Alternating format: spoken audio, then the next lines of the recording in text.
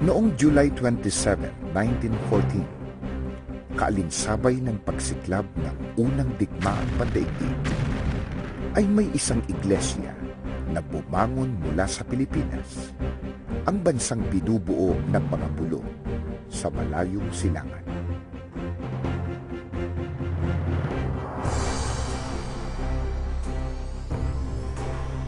Ang iglesyang ito na nagbibigay diin sa Biblia bilang tanging saligan ng pananampalataya ay ang Iglesia ni Cristo.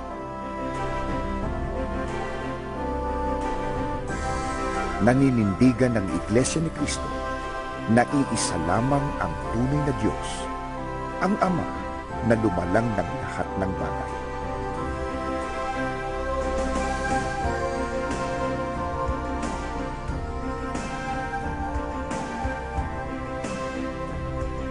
Ang pangunahing pananagutan ng tao ay maglingkod at sumamba sa Diyos.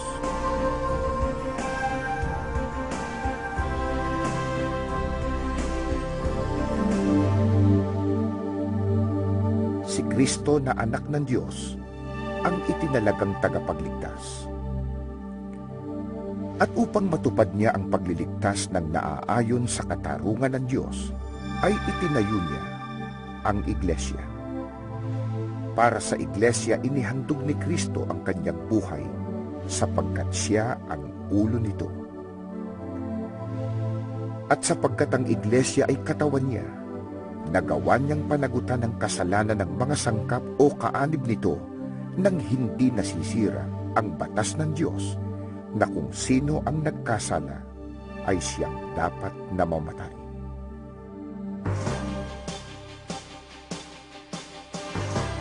Ang Iglesia ni Cristo ay nakapagpamalas na ng mga tagumpay na totoong kahanga-hanga para sa isang relihiyon na walang tinatanggap na anumang tulong mula sa pamahalaan o alinmang organisasyon sa loob at labas ng maliit na bansang kanyang pinagmulan.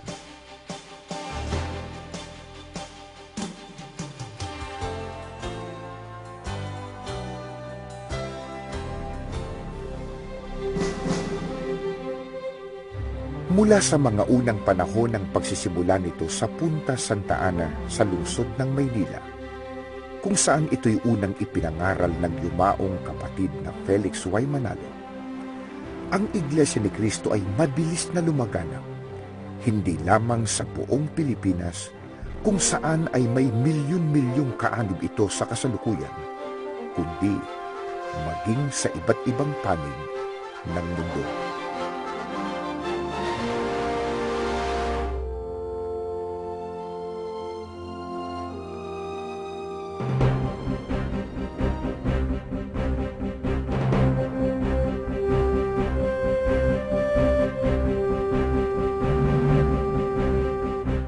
Taong 1968, nang unang makarating ang gawain ng iglesia sa Imbayong Dagat, nang pangasiwaan ni kapatid na Eranio G. Manalo ang pagtatatag ng mga lokal sa Hawaii at California sa Estados Unidos. Noon nagsimula ang paglaganap ng Iglesia ni Cristo sa buong daigdig na nagpapatuloy hanggang sa kasalukuyang panahon.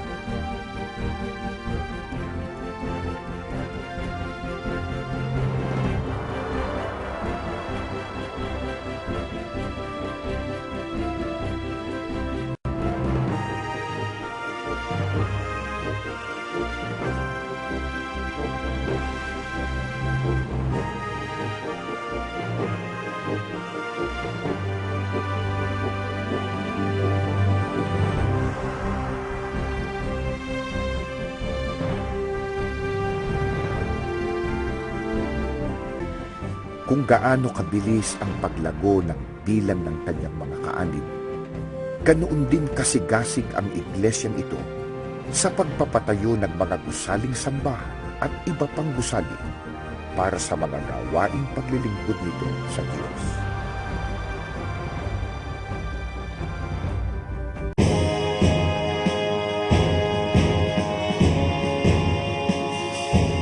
Nang magkagayoy nagsibangon ng mga pangulo ng mga sambahayan ng mga magulang ng Huda at Benjamin, at ang mga saserdote at ang mga Levita.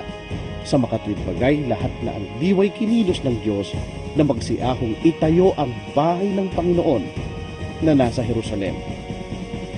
At lahat na nangasa palibot nila ay nangagpatibay sa kanilang mga kamay ng mga sisidlang pilak ng ginto, ng mga pag-aari at ng mga hayop, at ng mga mahalagang bagay, bukod pa sa lahat na kusang inihandog.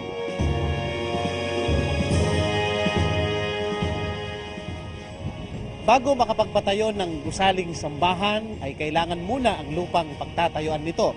Sa pagbili pa lamang ng lupa ay malaking halaga ng kailangan. Lalong malaking halaga ang ginugugol sa pagpapatayo ng ganitong mga gusaling sambahan.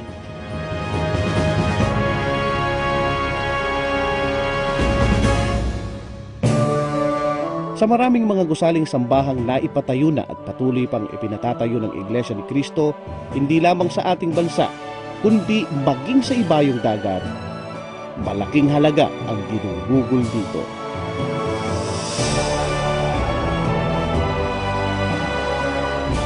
Sinisikap ng pamamahala ng Iglesia na bawat lokal ay maipagpatayo ng gusaling sambahan, batay sa laki ng kongregasyon. Ang gawaing ito ay sinimulan sa panahon pa ni kapatid na Felix Manalo. Ang gawaing ito ay ipinagpapatuloy ng kasalukuyang tagapamahala ng Iglesia.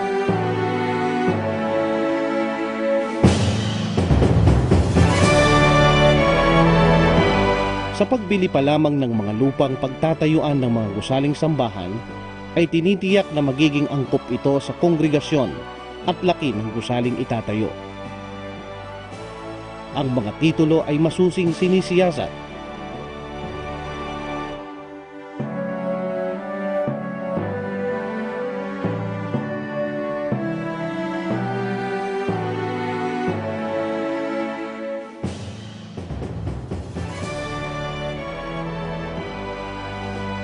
At ginagawa ang mga kaukulang proseso na ipinag-uutos ng batas bago itayo ang isang gusaling sambahan.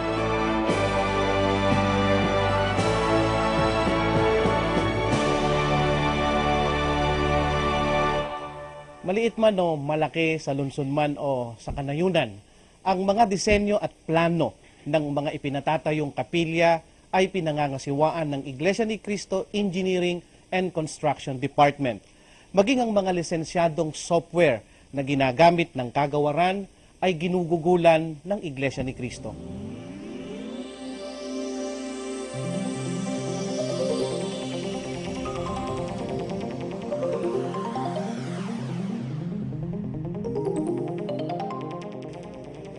Sa paggawa pa lamang ng disenyo at plano ng isang gusaling sambahan, ay malaki na ang halaga ang nagugugol ng iglesia. Mula sa pagbili ng mga lisensyadong softwares hanggang sa pagkakaroon ng mga makabagong computers at plotters.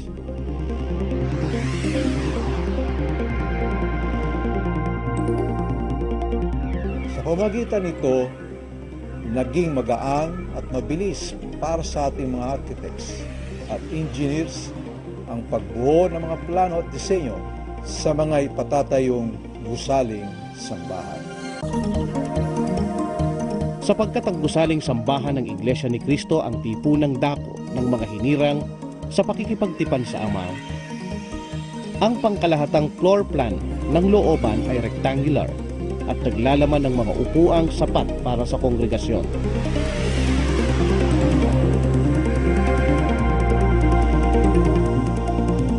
Ang mga palamuti sa mga dingding at kisame ay karaniwang yari sa kahoy, minolding konkreto na inukit at kinortehan ng iba't ibang anyong geometrika.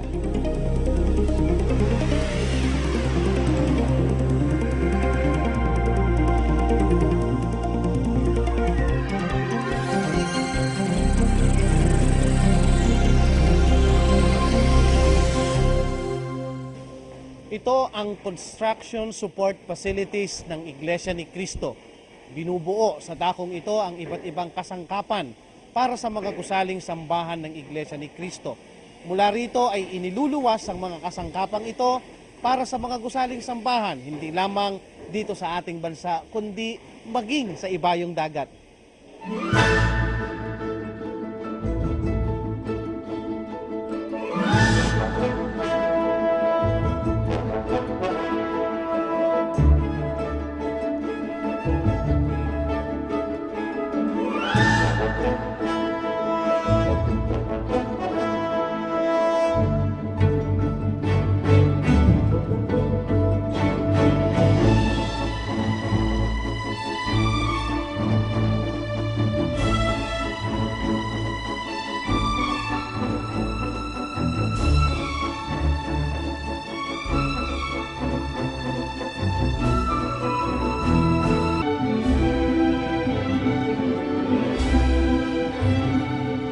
May daragdag pa rito ang mga dumarami na ring bilang ng mga naipatayong gusaling sambahan sa ibayong dagat.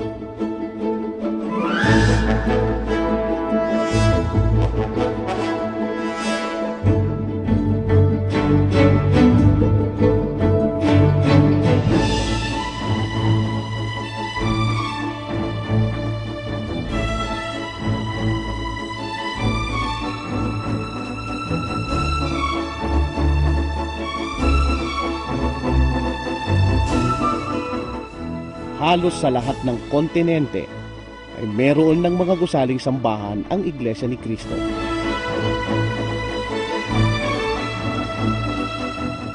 Maging sa mga maliliit na isla sa Dagat Pasipiko.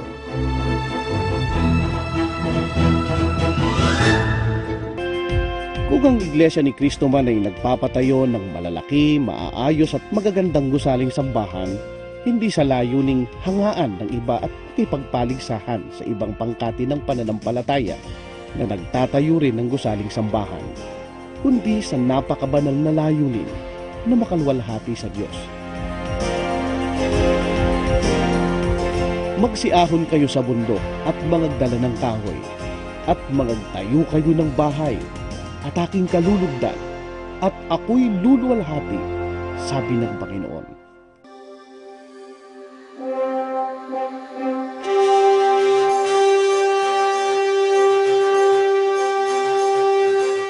Pinangangasiwaan ng paglilingkod ng mga kaanib sa Iglesia ni Cristo mula sa tanggapang pangkalahatan ng Iglesia na nasa lungsod ng Quezon.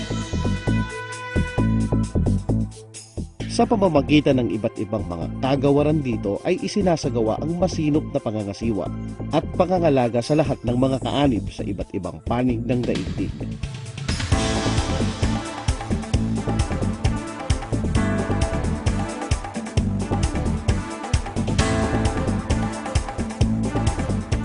May mga tanggapan din na pandistrito at panlokal hindi lamang sa Pilipinas kundi maging sa iba't ibang panig ng daigdig na may mga kaanibang iglesia.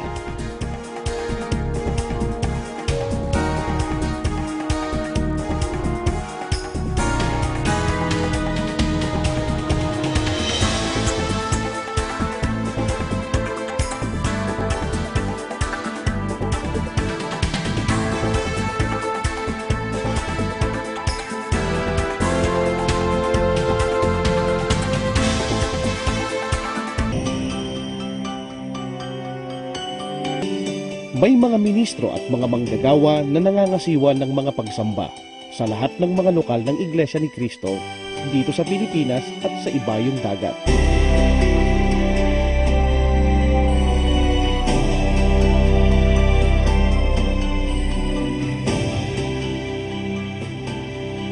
Pamamahala sa loob ng Iglesia ni Cristo ang nagpapadala ng mga ministro at manggagawa sa mga kongregasyong ito.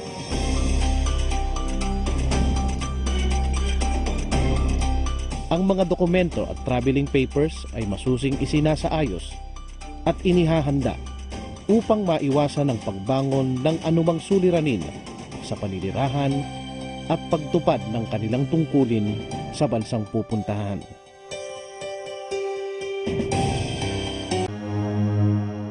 Upang mamalagi sa pagkakaisa ang mga ministro o ang mga lider sa pagmamalasakit sa bayan ng Diyos, regular na pinupulong ng pamamahala sa iglesia ang mga tagapangasiwa ng mga distrito eklesyastiko ng Iglesia ni Cristo sa Pilipinas at maging sa labas ng bansa.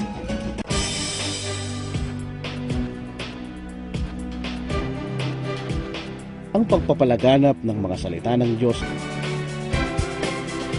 patuloy ang pagpapadala ng misyon ng Iglesia ni Cristo hindi lang sa iba't ibang lalawigan sa ating bansa, kundi maging sa iba't ibang panig ng daigdig upang maipangaral ang mga salita ng Diyos.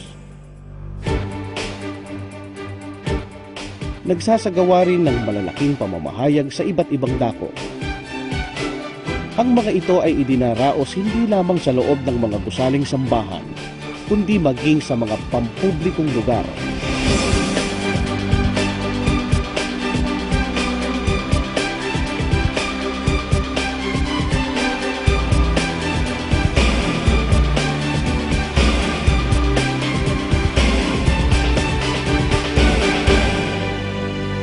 Bunga nito ay maraming mga tao ang nakapagbalik loob sa Diyos.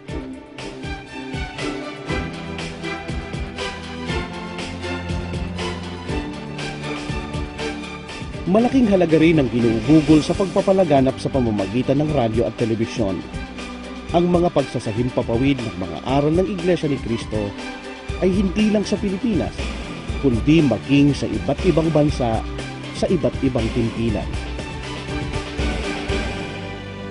Puspusan ding itinataguyod ang paggamit ng satellite broadcast upang makarating sa buong mundo ang dakilang misyon ng Iglesia. Ang mga palatuntunang pantelebisyon ng Iglesia ay ang mga sumusunod: The Message, ang Iglesia ni Cristo, Pasugo, ang tinig ng Iglesia ni Cristo, at ang Tamang Daan. Kabilang naman sa mga palatuntunang panradyo ang mga sumusunod: ang Iglesia ni Cristo, ang Tamang Daan, ang Pinagpapalang Sambahayan, ito ang payo, What the Bible Says, Landas ng Buhay, This is the Answer, Salita ng Diyos ang Tanging Lunas, ang Pagbubunyag, Biblia ang Sasagot, Biblia ang Lunas, at Ibalita ang Pagliligtas. Bukod sa mga palatuntunang Ingles at Pilipino, meron ding mga programang panradyo sa mga pangunahing wika sa bansa, tulad ng Kini ang Kamatuuran, Dalan sa Kinabuhi, Pagsusi sa Kamatuuran,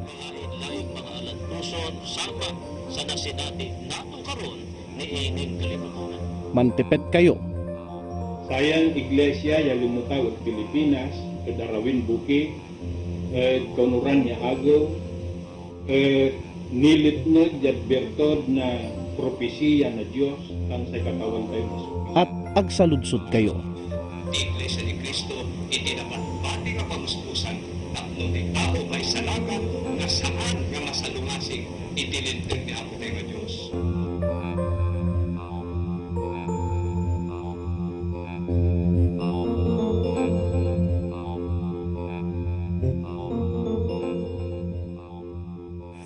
Ginagamit din ng print media sa gawaing pagpapalaganap tulad ng Pasugo at God's Message. Gayon din ang iba't ibang mga pulyeto na naglalaman ng mga aral ng Diyos. Patuloy na itinataguyod ng Iglesia ni Cristo ang gawaing ito. Tangi sa mga gusaling sambahan, may iba pang mga gusali na ipinatayo ng Iglesia. Itinatag ng Iglesia ni Cristo ang New Era University, isang non-stock, non-profit na institusyon at isa sa may pinakamababang singil sa matrikula.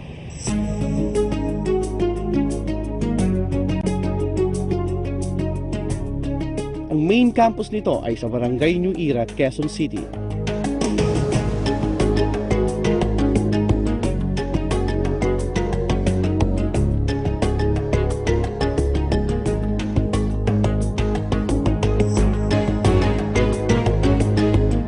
Mayroon itong iba pang campus na matatagpuan sa Batangas, General Santos City at Pampanga.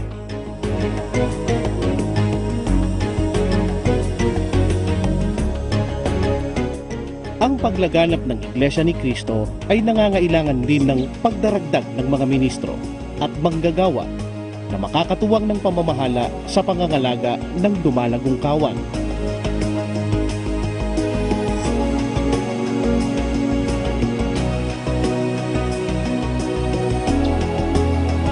Nagtatag ang iglesia ng paaralan para sa mga nagmiministro, ang College of Evangelical Ministry ng New Era University.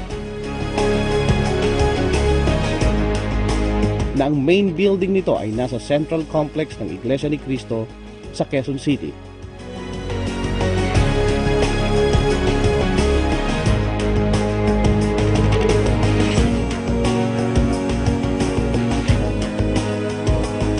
At ang mga extensions nito ay matatagpuan sa Rizal, Cavite,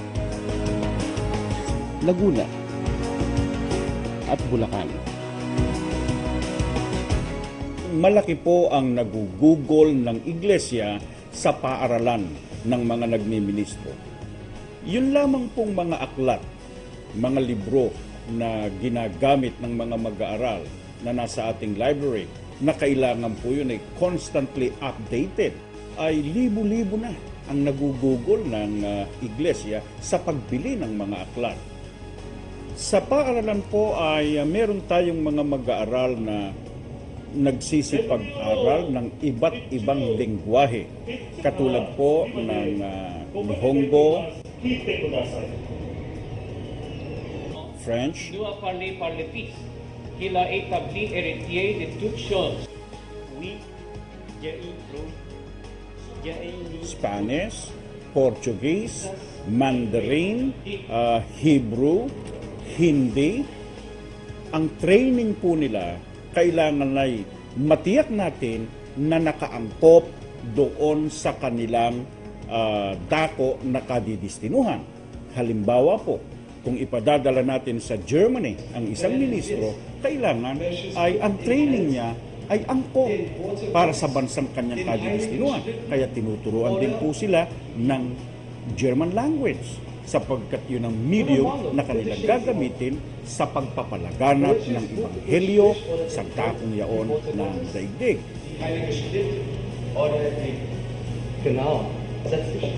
Hindi lamang po salita ng Diyos ang kailangang maunawaan, maintindihan o malaman ng isang ministro, kundi siya po ay sinasangkapan din ng iba't ibang karunungan na kailangan niya sa pagtupad ng kanyang tungkulin.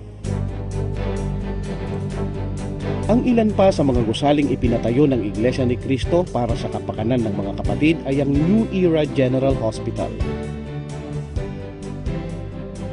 Ang New Era General Hospital ay pinatayo ng Iglesia ni Cristo dito sa Barangay New Era, lungsod ng Quezon, sa pamamahala ng kapatid na Eranio G. Manalo upang mapangalagaan ang kapakanang pangkalusugan ng mga ministro at mga manggagawa ng Iglesia ni Cristo kasama na ng kanilang mga kasambahay.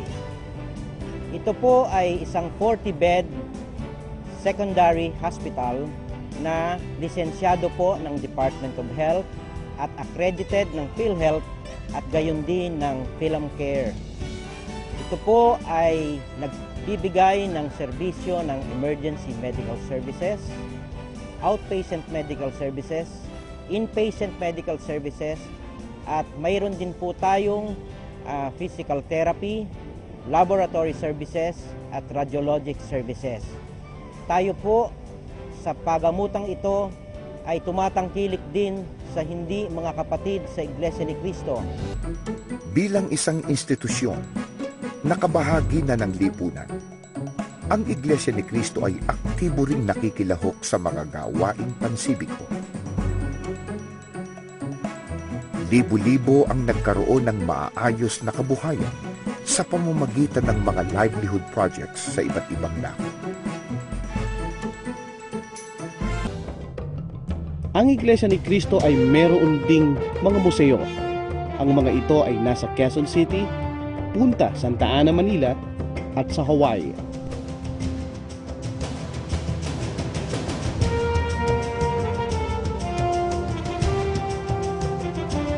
Nagpatayo rin ang pamamahala ng mga pabahay para sa mga ministro at nagsisipaglingkod sa mga tanggapan ng iglesia. Ang mga pabahay na ito ay ipinagawa ng pamamahala ng iglesia, hindi upang maging negosyo.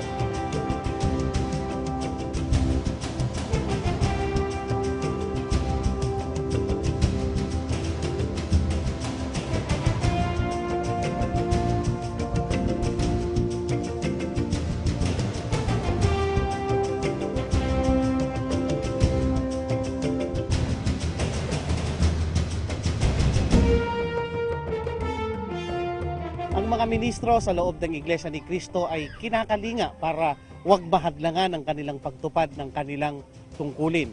Sakali bang papagpahingahin ng ating Panginoon Diyos ang isang ministro, may nakalaang programa para kalingain ang kanilang balo.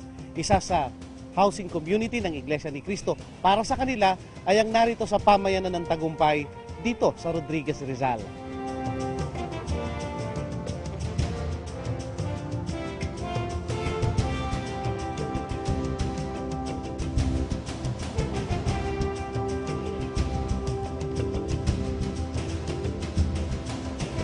Kinakandili at kinukupkup sila ng pamamahala ng iglesia. Ipinagkakaloob sa kanila hindi lamang ang matutuluyang tahanan, kundi maging ang kanilang mga pangangailangan sa araw-araw.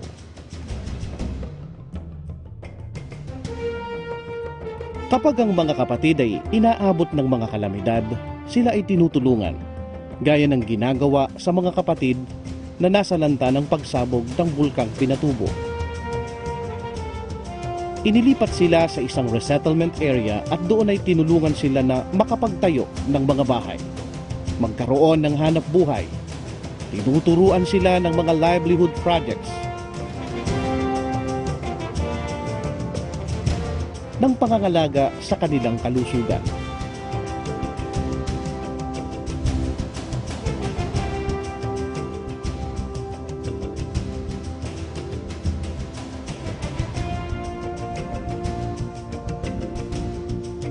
Kabilang sa mga resettlement projects ng Iglesia ni Cristo ay ang narito sa Barangay Bagong Buhay at Barangay Maligaya, Palayan City dito sa Nueva Ecija.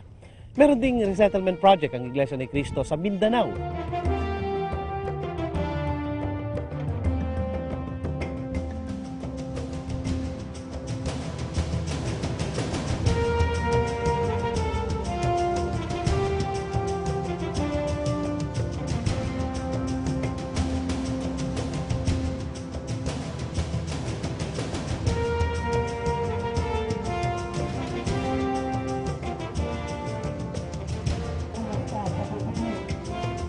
Sinisikap din ng Iglesia ni Cristo sa pamamagitan ng programang Lingap sa Mamamayan na makatulong sa nangangailangan sa iba't ibang kaparaanan.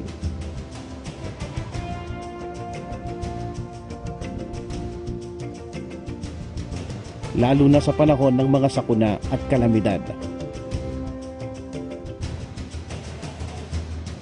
Sa pamamagitan ng programang ito, milyon-milyon ang tumatanggap ng pagkain, pananamit, pabahay, serbisyong medikal, payong legal at iba pa. Sa pamamagitan din nito ay naiaabot ng iglesia ang kanyang pagdamay sa mga nangangailangan sa pamamagitan ng pagkakaloob ng mga dagliang lunas sa kanilang mga suliranin sa buhay.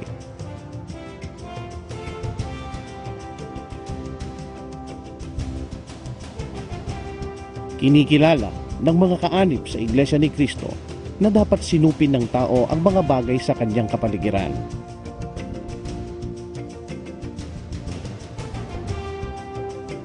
Ang mga ito ay itiniwala ng Panginoong Diyos sa mga tao kaugnay ng kanilang buhay.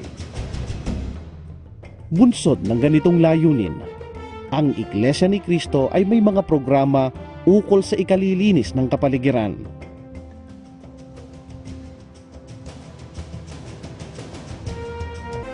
Subalit sa ibabaw ng lahat ng naiaambag ng Iglesia ni Cristo sa lipunan, wala nang hihigit pa sa kaligtasan ng kaluluwa na inyaalok nito sa sangkatauhan. sa pamamagitan ng puspusang pagpapalaganap ng mga dalisay na salita ng Diyos sa lahat ng tao. Isinusulong ng Iglesia ni Cristo ang isang lalong dakilang adhikain para sa tao. Ang pagtatamo ng tunay na pag-ibig ng Diyos at ang matibay na pag-asa sa kanyang mga pangako.